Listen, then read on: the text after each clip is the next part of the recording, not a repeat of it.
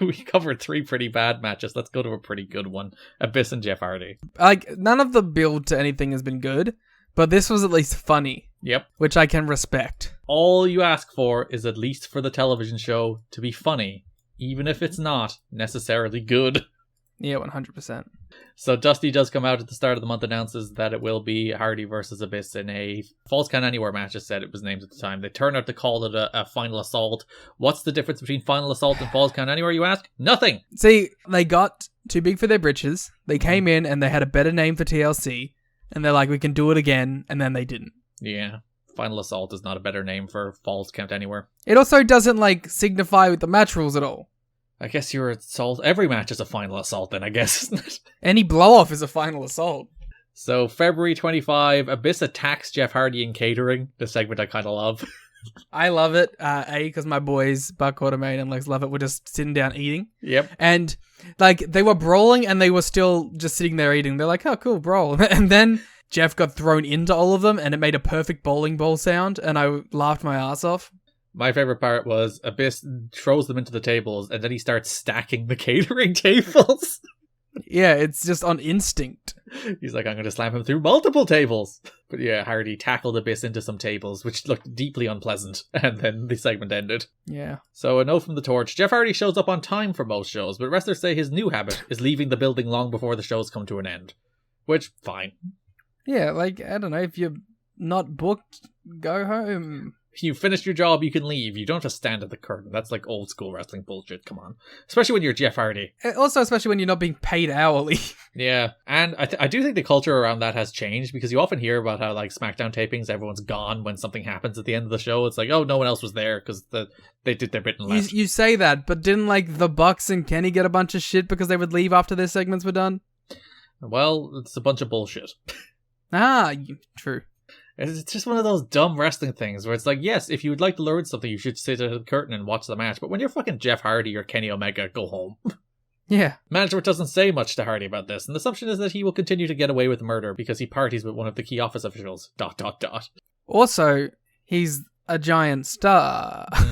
Also, yeah, this isn't even like of the worst of Jeff Hardy behavior. This is right down the bottom.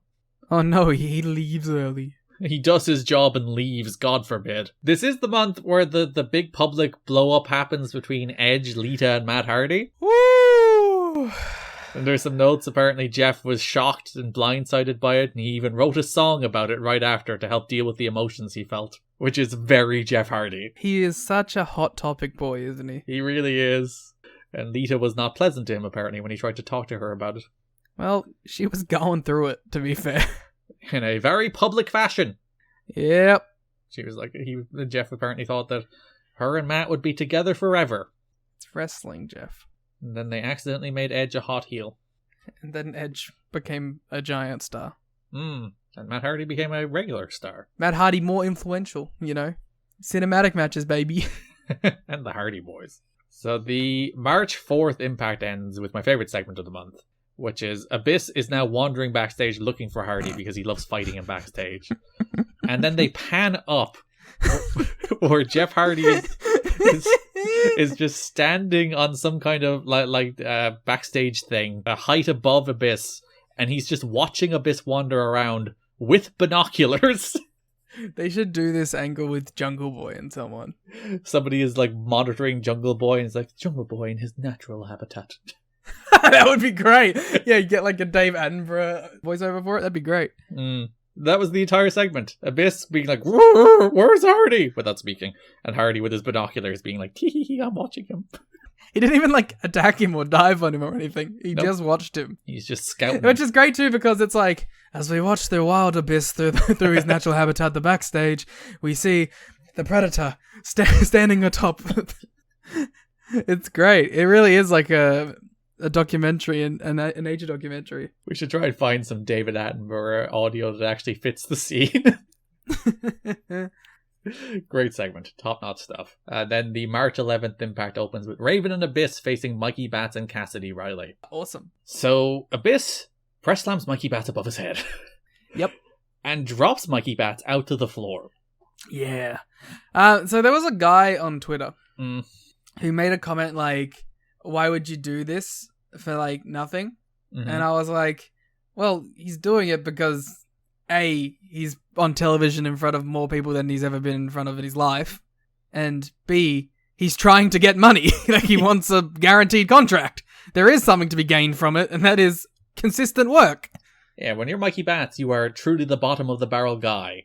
Yeah. And this is how you get noticed. Now, you might think, pressed onto the floor, you might be thinking he took like a chest first bump that's not No. that bad.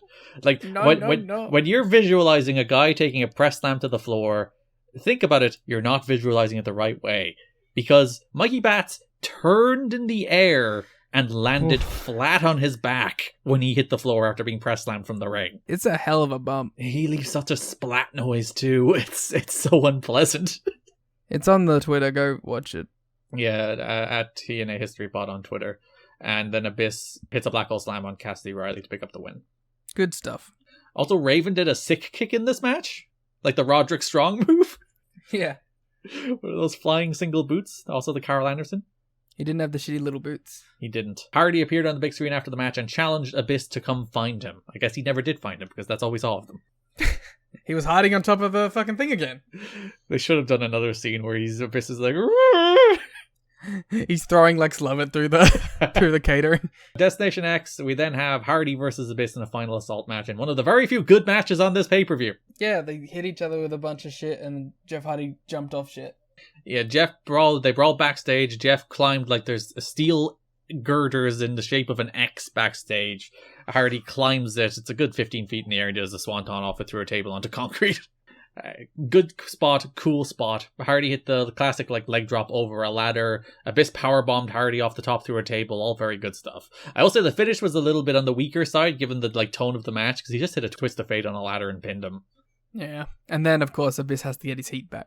Again, just like the Nash match. Yeah, it's like Abyss, he lost to a twist of fate on a ladder, so Abyss jumped Hardy after the match, broke out some thumbtacks, and Black Hole slammed him into the thumbtacks, which was a sickening looking bump because they cut to the shot of his back where you could see like the torn the fuck up. The hundreds of holes from the shoot thumbtacks. It's like, oh. I feel like we don't see a lot of thumbtacks nowadays. I wonder, do people work them more? There was a bunch of thumbtacks in the Bully Ray and Josh Alexander match, and you could see after or Jen did, or Jay Chung did the Dudley Dog, her knee landed in the thumbtacks. and she posted a photo on Twitter later being like, this is what happens when your knee lands in thumbtacks. I will keep a mental note of that. So yeah, don't put your knees in thumbtacks. You already have frail knees as it is, Liam. You can't afford thumbtack knees. Maybe it'll strengthen them. Maybe it will. Then you can hit people with thumbtack knees. That'd be sick. He should have gone up and done a swanton with all the tacks in his back. Oh, and then they transfer into Abyss? Yeah. That would have been sick. That would have been a finish, as opposed to a shitty swanton on a ladder. Twist of fate onto a ladder, no. But yeah, actually, yeah, because I was about to say, he should have at least hit him with a swanton after. That would have been fine. But the twist of fate on a ladder? No, thumbs down. Good match. Not a great match, but a good match. And at least Jeff Hardy didn't throw a hissy fit this time. A good match that became a great match via proxy of what else was on this show. Yeah, there were two like good matches on the show, and then the rest of the show was absolute dog shit.